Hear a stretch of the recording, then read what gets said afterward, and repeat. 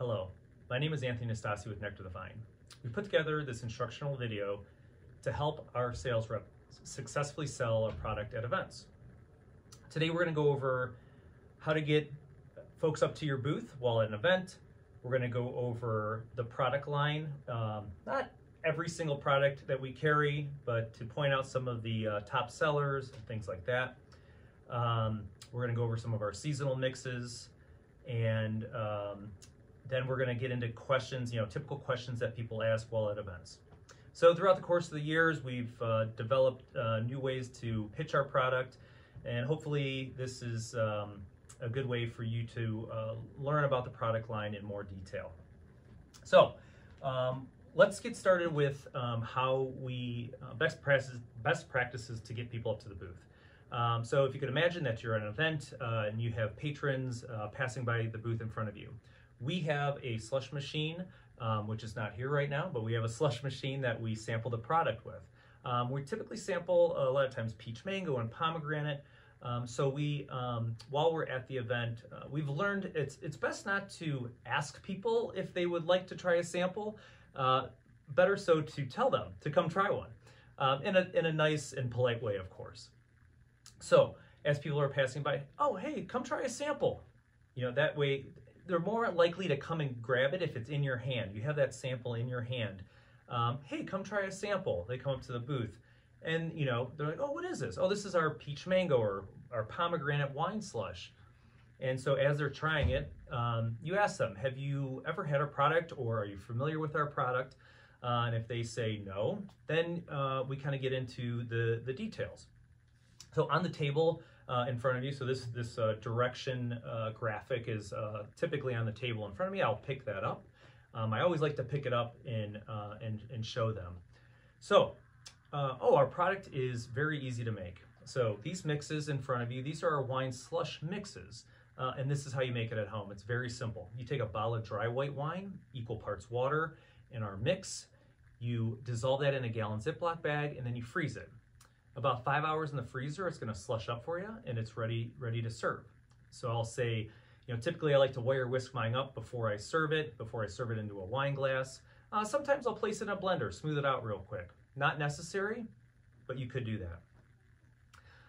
And then what we'll say is, the other cool thing about our product is you can make these with hard liquor. So I'll say, hey, if wine isn't your thing, you can also do these with hard liquor too. So we have the instructions on here as well. It's the same process, it's just a different ratio.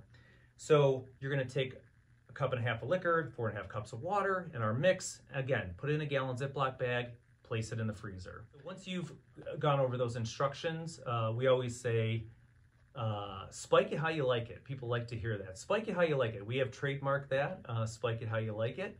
So basically we tell people you can make this from anything from wine to moonshine, another little tagline that we like to use. Anything from wine to moonshine. People get a kick out of that.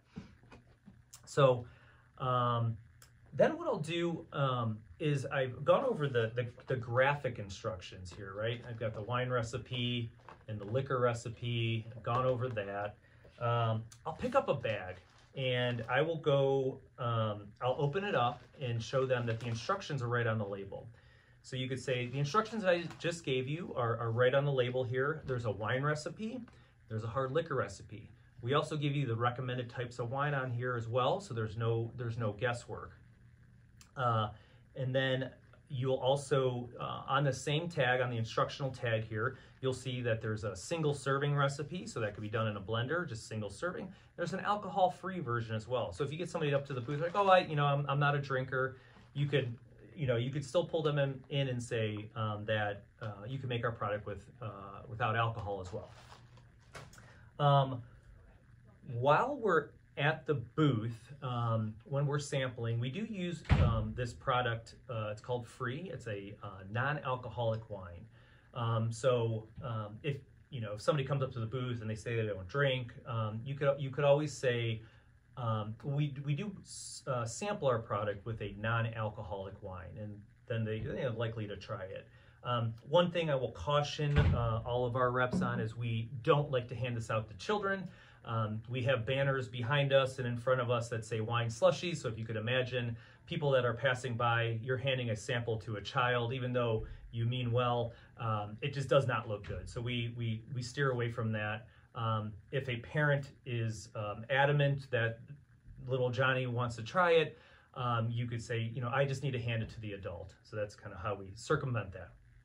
So next I'm going to get into the product line in a little bit more detail. So we kind of went over the basic instructions, right? We've got them to the booth, they've sampled the product, we have gone over the instructions. Then now I'll get into some of the specifics, right?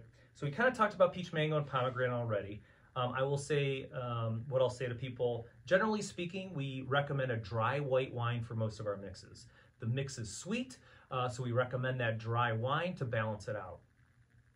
So most people get the concept of that. You will get people ask, well, I love Moscato or I love a Riesling. It was like, you know what, you could save the Riesling. We do recommend that dry wine. We don't want you to make it too sweet. So now, kind of running down the product line a little bit. I'll pull up each bag here. I'm doing this for informational purposes. I would not recommend going through each product at the booth, but if you'd like to pick out a certain few just to kind of give some ideas, that's perfect. So, for example, ginger limeade. Ginger limeade, I would say, oh, do you like Moscow mules? Oh yeah, I love Moscow mules. Well, this is our version of a Moscow mule. It's very nice. You can do it with a white wine, of course, or you can make it in a more traditional sense with vodka. And that's a really good one to pitch. People, you know, some of those keywords, Moscow mules, people love those these days. Wild cherry. Wild cherry is a really good one. I love it with a Pinot Grigio, but do this with a vodka, and it's a huge hit. White peach sangria, one of our newer flavors here. What I like to do, or I like to pitch it in a way where I tell people, because if we are sampling our peach mango at the show, I could simply say our peach mango is a more mild version, more delicate version of the peach mango. White peach sangria is a really popular one. Totally Naked, actually one of our newest mixes that we have. Now, Totally Naked is a blend that we came up with so that the customer can flavor. So I will say, Totally Naked is a blend that you can flavor at home. So if you have a local winery that has a great blueberry or blackberry wine, you can mix it with this and you're flavoring it with that wine. Whereas all the other ones are already flavored, you get the opportunity to flavor this one. Again, you could use this with flavored liquors as well, flavored vodkas, anything. So this one is very versatile. Chocolate Martini. This one is done, you do not use wine with this one, you're gonna use liquor with this one. So on the inside label, it has the instructions for liquor, and this can be done frozen. The other thing to keep in mind, this one can be done hot too, like a hot chocolate. So you could do a spiked hot chocolate. People really like that, especially during the colder months. Making this up with a vodka in the crock pot is great. The other thing I like to do with chocolate martini, because this is more of like a dessert type of mix, give them an idea of, like, you can mix this with a vanilla vodka or a caramel vodka. This also goes good with a cupcake vodka. So those are all, like, people love to hear that. You know, you start naming some of these different alcohols, they really get excited about it. Moving on to some of our other more tropical ones, we have a cranberry acai that is really good with vodka as well. People love cranberry vodkas. That's an easy one to pitch. Watermelon, one of my personal favorites that I like to pitch. I love our watermelon with tequila. So I'll tell people, if you get yourself a nice bottle of tequila, mix it with our watermelon, you've made yourself a watermelon margarita. People really enjoy that one. We have our classic sangria. This is a red wine sangria. So we have the white peach sangria. This is our classic red wine, one of our original flavors, still one of our most popular. Blood orange, another one I like to point out to people. You can make this with wine. You could also make it with champagne. So I love to pitch the champagne with the blood orange. It's kind of like our take on a mimosa. People really get excited about that. And the other thing, if you're gonna do this one with vodka, I highly recommend a vanilla vodka. It's almost like a creamsicle. People really like that. We have our classic strawberry daiquiri, pina colada, and margarita. Those are all traditional flavors that can be done with wine or hard liquor. Okay, so people are gonna ask, how much does it make? Each one of these mixes, this is a 10-ounce bag. This is a dry mix made up of natural cane sugar, spices, and flavoring.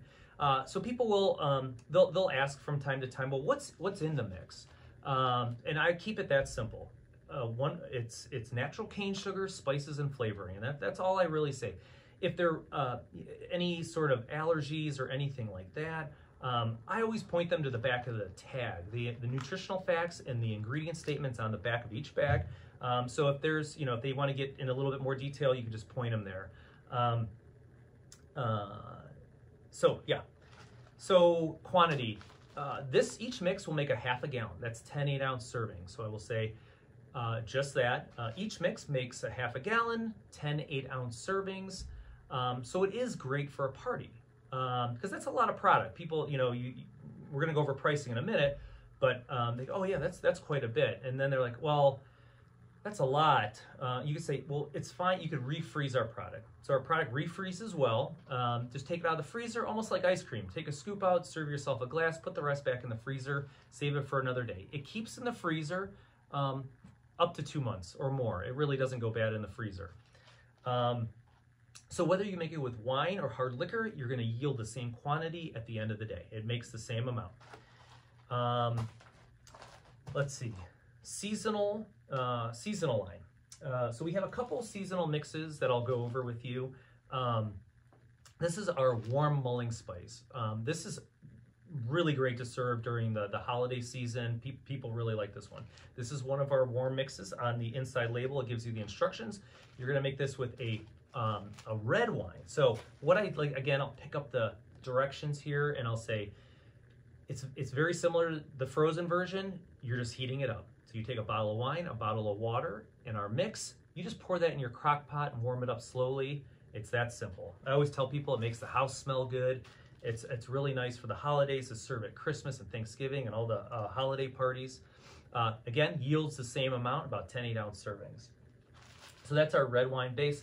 I will tell people as I'm serving it to them, it tastes like Christmas, and they always get excited about that. So it's got a lot, it's got the cinnamon, nutmeg flavors in it. Our Granny's apple pie, another one of our seasonal mixes here. Now this one can be done hot or cold. We typically sample it at shows hot in the crock pot or the warmer. So it's like, I tell people it's like a spiked apple cider. You can make it with white wine, of course. The other cool thing is you can do this with hard liquor. You can make these with a spiced rum or a clear rum. I typically recommend the spiced rum for a Granny's apple pie. If you want to get people really excited, you can say that you can make this with Fireball, which you can. People really get excited about Fireball. They go nuts over it. And then eggnog is one of our last seasonal mixes here. This is done exclusively with rum. You're not going to use wine with our eggnog. We just recommend using rum. So, and that's frozen as well. People will ask, oh, what are your top sellers? People always, they always ask that question, what are your top sellers? And, you could help direct them, to some flavors. I always say, I always kind of joke with people. I'm like, well, whatever we sample is the top seller that day, which is true. You're going to always sell the most of whatever you're sampling. But our peach mango, our pomegranate, our raspberry is really popular. White peach sangria, even though it's one of our newer ones, is also really popular. I kind of leave it at 4. I don't go, down the line of all. We have about 20 plus different flavors. I don't go through all of them. I kind of give them like a top 4. And of course, you can, you're going to try it yourself over time and you come up with your own favorites, and you can, of course, pass that along. So, questions that we get a lot, in addition to the one I just talked about, what is the product made of? We talked about that. It's natural cane sugar, spices, and flavoring. Keep it simple. What type of wine? We already went over that for the most part. They might ask, oh, I love Riesling or I love Moscato. Can I use that? We'll tend to tell people to stay away from those sweeter wines. You want to use a dry wine. The mix is already sweet. So we'll say, we recommend the drier wine. The mix is already sweet. It balances it out. If you add a sweet wine, it might make it a little too sweet for you. So we tend to tell people to do that. So we're going to go over pricing next. We have the pricing here. I'm pulling. I typically don't pick up the pricing set. I will pick up the instructional sheet. I like to point to that as I'm talking to people. And if you have a larger group in front of you, it's nice to be able to, kind of hold that up so people can see. Obviously, good to project so people can hear what you're saying. You have a large group in front of you. You want to be able to talk to everybody. So what I'll typically do, if I have a large group in front of me, I'll hand out samples. I'll hand out samples to people, and I'll start talking about how to make the product. That way they're kind of engaged. If you focus on one group of people or one person, those other people might, say, I'm going to move on. They just keep walking. So if you could get some samples in people's hands, that way they know that you're working with everybody. Then I'll pick up the sheet. Now I'm not going to try to sample every single person that's in front of my booth, but then I'll pick this up and I'll start talking to it. And then you can say, I'll get you all a sample in a minute. And then you go through that. So backtracked a little bit. We're back to pricing. Again, I don't pick this up. I will point to it though. And our pricing is as such. So we have $16 for 1 unit, 3 for $39, 5 for $60, 8 for $88, and 10 for $100. So the way that we design this, it actually works out pretty nice. So they start at $16. They drop to $13. So you could say that if you buy 3, they drop to $13. So they go from $16, $13, $12, $11, and $10. So pretty nice the way that breaks down. Easy for people to understand. And I always try to encourage people to go in together. So if you have a group of people, some girlfriends that are there, family members, I always encourage people, hey, please, pull in together, save yourself a little bit of money. We need to take one credit card payment. That's the beauty of Venmo and Cash App now. People can just transfer money really quick. We can split payments. We could split payments on our point of sale. But when you're busy, you really don't want to mess with that. So we typically say we just need one credit card, and then you guys can pay each other. 9 times out of 10, people are totally fine with that now, especially with the ability to transfer money so quickly. So encourage people to go together. 8 for $88, they're only $11 a piece. 10 for $100, we always say, if you need to get some Christmas shopping done, just think about it. You can get a bag for $10. And then I always like to throw out a couple hints about gifting and things like that. So you can get a bag for either $13, $12, $11, $10. What I will tell people is, and again, I'll pick up the bag and I'll pick up a bottle of wine and say, if you get a bag for $13, go to the liquor store, get an inexpensive bottle of wine, go to the dollar store and get a little basket or bag. You've put together a gift for under $20. It's really hard to find gifts, especially at events like this, for under $20. And they'll agree, and it's true. It is very hard. So, next step. So we kind of went over the basic pitch, right? So you want to start again. I'll kind of recap a little bit. So I always hand out samples, get people to the booth. We're always standing. We're always engaging with people. You never know. That person that's walking by, you could let them walk by and they won't even know anything about it. I always get people up to the booth, always get them to the booth. I will explain it. I will pick this up. I will go over how to make it, both with wine, both with liquor. Don't forget, spike it how you like it. And then I'll talk about pricing. So get them to the booth, show them the instructions on how to make it, tell them about the pricing, and then get into the details of each one. So you don't have to pick out, like I said, you're not gonna go through the whole product line with each customer. Pick out a couple of them that you like. Maybe, talk about the blood orange, the mimosa, pick out a couple. It really gets them going. The other cool thing, what I tell people is, if you're making this up for an event, if you're going boating or camping, the other cool thing that you can do with our product is mix it up in a pitcher. Take a pitcher, mix it up, and grab, instead of putting it in a large gallon Ziploc bag, grab 8 or 10 sandwich freezer bags. Portion it out in that, place it in your freezer. People love that idea because it's all pre-made. You could throw it in your cooler when you're going boating or camping. They love that. So that's the recap of kind of how we pitch the product. Everybody's going to come up with their own unique way to do this. These are the basics. The last thing that they might ask, oh, how do we get a hold of you? Or can I order this online? Sometimes, or they'll ask for a card. A lot of times, we've learned people ask for a card. It's an escape route for them to leave the booth, which is completely fine.